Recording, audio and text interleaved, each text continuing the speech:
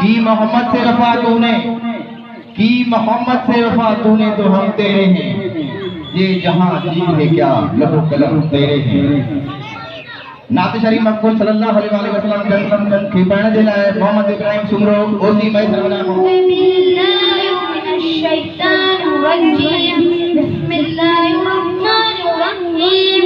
ओ मुझा मिठा मालिक माई के केरुवारी पर जाई तुम कोई को न पूछे तो न की दुकान को भी पूछे तो ये कठलियों की रबिया का पाना तो भी आए मुझा मिठा मालिक माई के केरुवारी पर जाई तुम कोई को न पूछे तो न की दुकान को भी पूछे तो ये कठलियों की रबिया का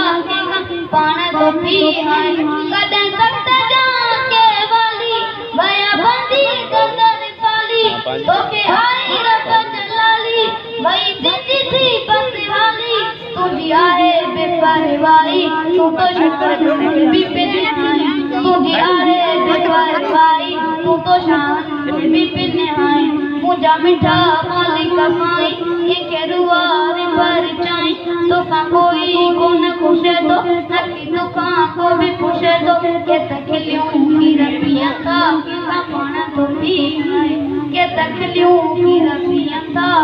का पाना तो भी है कोई एडो गरीब थिए तो जेको पेट न पाले सके तो ओ भूख देवे लावे तो ओ गोश्त कुतम के दिए तो तमरिया कमाए कमाए के बैठे तो खाना के तमरिया कमाए कमाए के बैठे तो खाना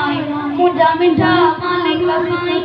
के रुवारी पर जाई तो कोई को न पूछे तो न की दुकान को भी पूछे तो के तकलियों की रबिया था के कमाना तो भी है के तकलियों की रबिया था के कमाना तो भी है पायो में तू नबियो करे तो पर कलमो चाचा चले तो नबी रोई मान पवे तो तबे कलमो न चाचो पड़े तो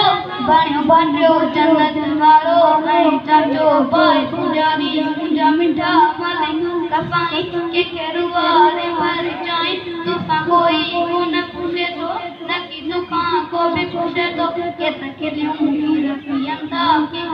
पाना तो भी है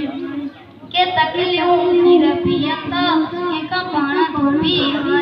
उलरे अफी बदीवारी तुझे दिल में हर बारी तुझी बातें आए बाजारी हर फूटे पानी पसारी मुझे बन के तुम मिटे चल पंजो पान समाए मुझा मिठा मालिक कसाई के केरुवारे पर जाई तो कोई को न पूछे तो न की दुकान को भी पूछे तो के तकलियों की रबिया था के कमाना तो भी है के तकलियों की रबिया था के कमाना तो भी है।